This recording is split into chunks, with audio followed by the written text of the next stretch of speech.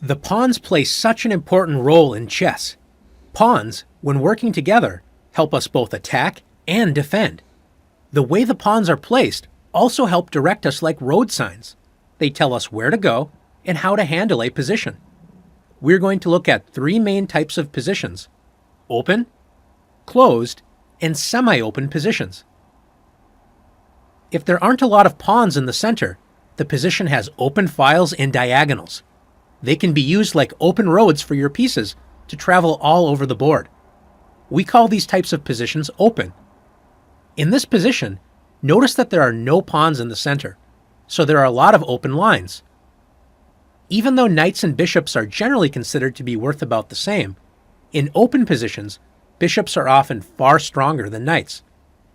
The reason why is bishops are long-distance pieces that can travel from one side of the board to the other very quickly.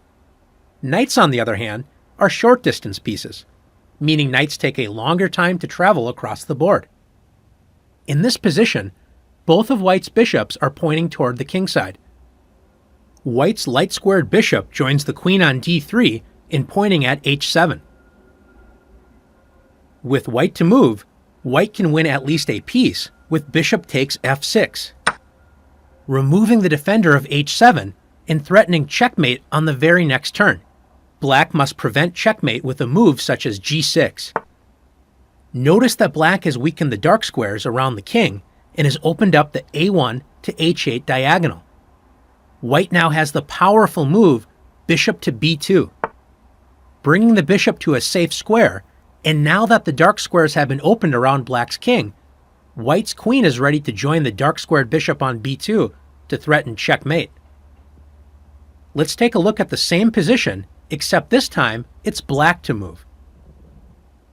In open positions, bishops are generally far stronger than knights. With black to move, can you see how black can remove white's light-squared bishop in exchange for a knight? That's right, knight to b4.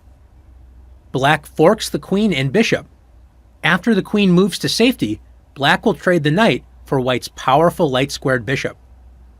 Notice how the knight move also opens up black's light-squared bishop, joining the other bishop in pointing directly at the king side. Since black will have a pair of bishops in an open position, black will have the better chances. In closed positions, the pawns are mostly fixed in place, blocking one another. There are little to no open lines to use, so the game becomes more positional, where pieces have to maneuver around to find good squares. Take a look at this position. It is a very close game. Almost all of the pawns block each other, so it is very hard to open lines. Notice that the only open line is the b file, which white's rook on b1 currently controls.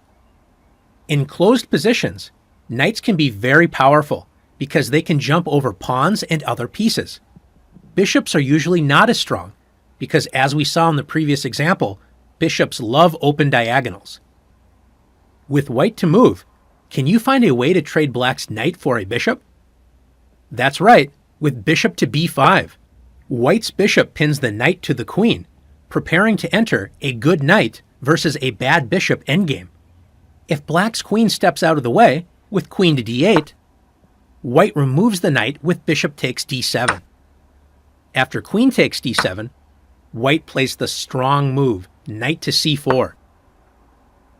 White threatens to fork the queen and rook on a8 with knight to b6. Notice the knight also pressures black's weak pawns on d6 and a5. White's knight is very well placed.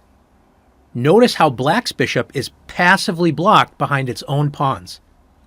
Let's say that black plays rook to a6, preventing the knight fork and still protecting the weak a5 pawn.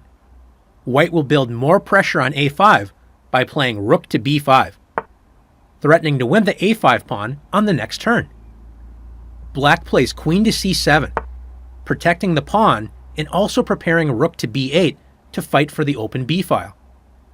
Can you find white's next move that completely controls the b file and brings another piece to the queen side? That's right, rook f to b1. White completely dominates the b file. White is ready to play rook b7 on the next turn, invading black's territory.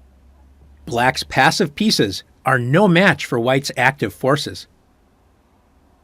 The third type of position is semi-open, which is somewhere in the middle of an open and closed game.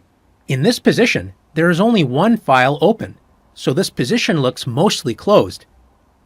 Notice the tension between White's pawn on d4 and Black's pawn on c5. With Black to move, Black can decide to make the position a more open game with c takes d4, opening up at least part of the c file for Black's rook to enjoy. If White plays c takes d4, Black can play rook to c7, preparing to double the rooks on the newly opened c file and complete development with rook f to c8 on the next move.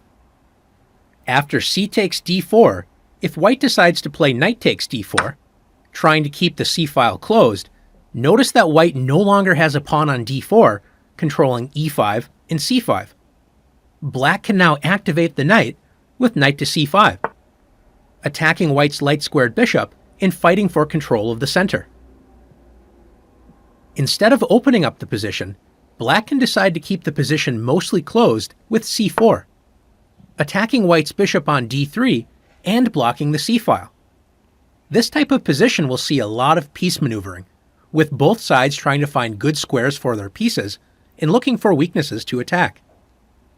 Finally, Black can also keep things unclear by playing rook f to e8, fighting for the only open file and keeping options available to open or close the position later.